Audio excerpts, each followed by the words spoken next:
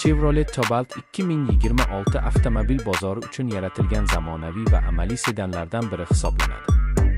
Bu model aslida birinchi marta 2005 yilda ishlab chiqarilgan va vaqt o'tishi bilan ko'plab yangilanishlarni boshdan kechirgan. 2026 yilgi versiya esa dizayn, texnologiya va samaradorlik jihatidan yanada rivojlangan ko'rinishda taqdim etilgan.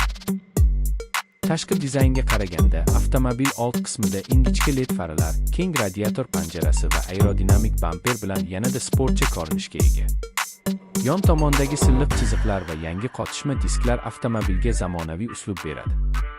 Orqa qismida esa LED stop chiroqlari va oddiy, ammo chiroyli dizayn sedan uslubini saqlab qoladi. Salon ichida haydovchi va yo'lovchilar uchun qulaylik muhim o'rinda turadi. Markaziy panelda sensorli multimedia tizimi mavjud bo'lib, u Bluetooth, Android Auto va Apple CarPlay bilan ishlaydi. Ba'zi yuqori komplektatsiyalarda raqamli instrument paneli, teri o'rindiqlar, avtomatik iqlim nazorati va kuchli audio tizimi ham mavjud.